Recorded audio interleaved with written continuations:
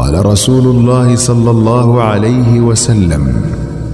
بلغوا عني ولو آية. نحمده ونصلي على رسوله الكريم.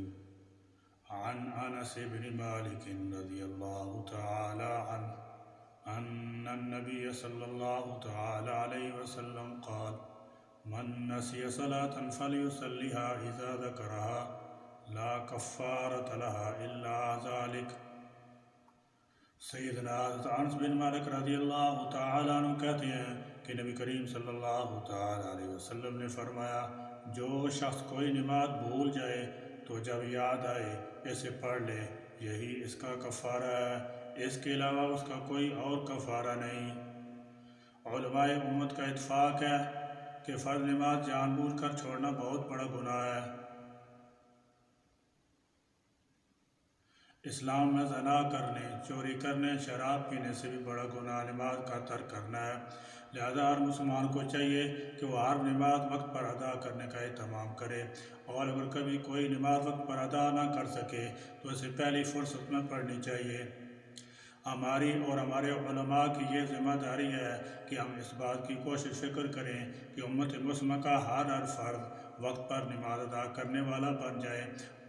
اور ہماری نمازیں خشوع و خضوع کے ساتھ ادا ہوں، کیونکہ اسی میں ہماری اور تمام انسانوں کی اخروی کامیابی مضمر ہے۔ قرآن حدیث میں وارد نماز کے وقت پر ادائیگی کی خصوصی تاکید کے باوجود بعض مرتبہ نماز فوت ہو جاتی ہے، کبھی بھول سے، کبھی کوئی عذر لاحق ہونے کی بنا پر، اور کبھی محض لاپرواہی اور غفلت کی وجہ سے۔ حضور اکرم صلی اللہ تعالی علیہ وسلم کے اقوال و افعال کی روشنی میں جمہور فقہاء، علماء، محدثین، مفسرین کے اتفاق ہے کہ تمام فوت شدہ نمازوں کی قضا کرنی چاہیے۔ حضور اکرم صلی اللہ تعالی علیہ وسلم نے متعدد مرتبہ ارشاد فرمایا کہ وہ نماز وقت پر ادا نہ کر سکیں تو بعد میں اس کو پڑھیں۔ ایک حدیث میں حضور اکرم صلی اللہ تعالی علیہ وسلم نے ارشاد فرمایا کہ تم میں سے جو بھی نماز کو بھول جائے یا نماز کے وقت سو جائے تو جب بھی یاد آئے اس کو پڑھ لے۔ یاد رکھنا چاہیے کہ تاخیر سے سونے کی عادت بنا کر فجر کی نماز میں سوتے رہنا گناہ کبیرہ ہے۔ دیگر احادیث کی روشنی میں اس حدیث میں سوتے رہنے سے مراد یہ ہے کہ نماز وقت پر پڑھنے کے اسباب اختیار کیے، مگر کسی دن اتفاق سے آنکھ نہ کھل سکی۔ حضور اکرم صلی اللہ تعالی علیہ وسلم اور صحابہ کرام رضی اللہ تعالی عنہم اجمعین نے بعض نماز وقت کے نکلنے کے بعد ادا فرمائی ہیں۔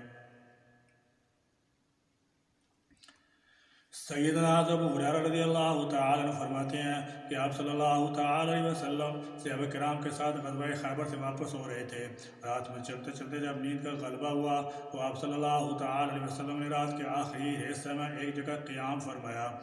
اور حضرت بلال رضی اللہ تعالی عنہ کی نگہبانی کے لیے متعین فرما کر آپ صلی اللہ تعالی علیہ وسلم لیٹ گئے اور صحابہ بھی سو گئے۔ جب صبح قریب ہوئی تو حضرت بلال رضی اللہ تعالی عنہ تھکان کی وجہ سے اپنی سواری سے ٹیک لگا کر بیٹھ گئے، پس آپ پر نیند غالب ہوئی اور وہ بھی سو گئے، اور سب حضرات ایسے سوئے کہ طلوع آفتاب تک نہ اللہ کے رسول صلی اللہ علیہ وسلم کی آنکھ کھلی اور نہ سیدنا بلال رضی اللہ تعالی عنہ کی، نہ کسی اور صحابی کی۔ جب سورج طلوع ہوا اس کی شعائیں ان حضرات پر پڑیں تو سب سے پہلے رسول اللہ صلی اللہ تعالی علیہ وسلم بیدار ہوئے اور گھبرا کر بلال رضی اللہ تعالی عنہ کو اٹھایا، پھر صحابہ کرام کو آگے چلنے کا حکم دیا۔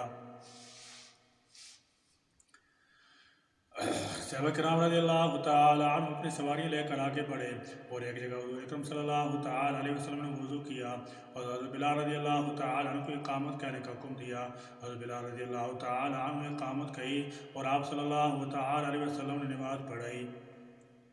جب نماز سے فارغ ہوئے تو فرمایا جو نماز کو بھول جائے اس کو چاہیے کہ وہ یاد آنے پر اس کو پڑھ لے۔ سیدنا جابر رضی اللہ تعالی عنہ فرماتے ہیں کہ سیدنا عمر رضی اللہ تعالی عنہ غزوہ خندق کے دن آئے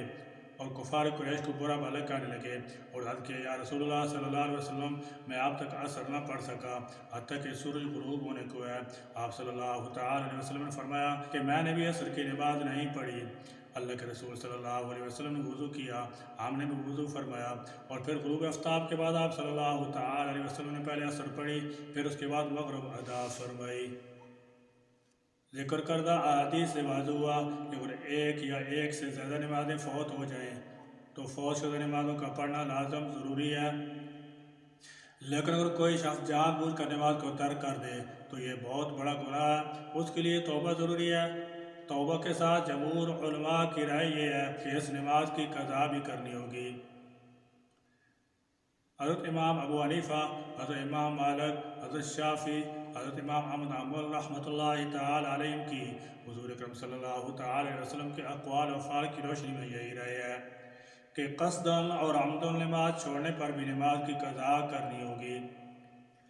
جمہور علماء اس پر متفق ہیں کہ جان بوجھ کر نماز چھوڑنے والے شخص پر قضا واجب ہے، اگرچہ وہ گناہگار بھی ہے۔ اگر کسی شخص کی ایک یا متعدد نمازیں قسم چھوٹ جائیں تو اللہ تعالیٰ جل شانہ سے معافی کے ساتھ فوت شدہ نمازوں کی قضا کرنی ضروری ہے،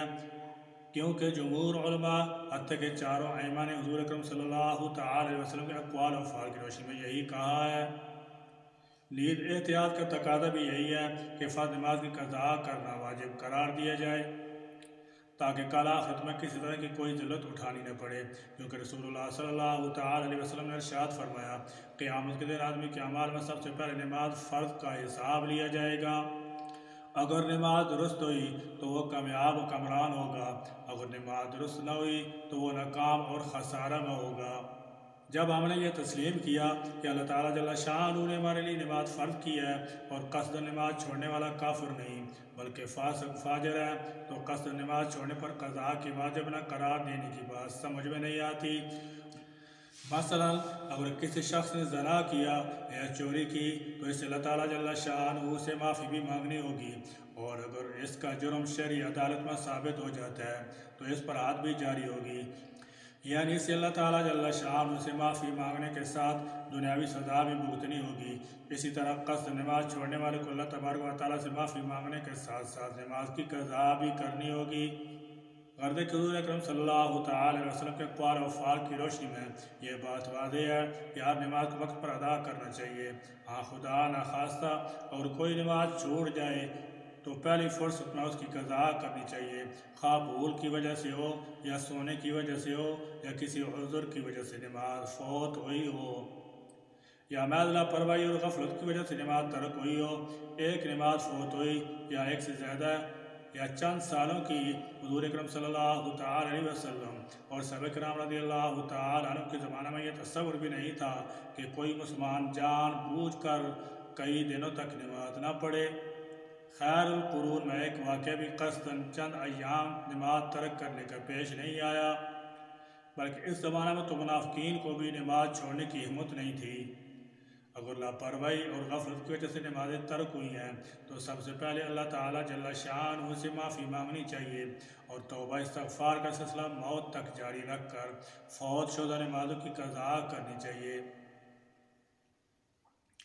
خواہ وہ فوت شدہ نمازوں کو ایک وقت میں ادا کرے یا اپنی سہولت کے اعتبار سے ہر نماز کے ساتھ قضا کرتا رہے۔ علماء کرام نے تحریر کیا ہے کہ ایسے شخص کے لیے بہتر ہے کہ وہ نوافل کا اہتمام نہ کر کے فوت شدہ نمازوں کی قضا کرے، لہذا فوت شدہ نمازوں پر اللہ تعالیٰ جل شانہ سے معافی مانگنے کے ساتھ ساتھ ان کی قضا بھی کرنی چاہیے۔ اللہ تبارک و تعالیٰ ہمیں نمازوں کو ان کے اوقات میں پڑھنے والا بنائے اور ایک وقت کی نماز بھی ہماری فوت نہ ہو، آمین یا رب العالمین۔ وآخر دعوانا ان الحمد للہ رب العالمین۔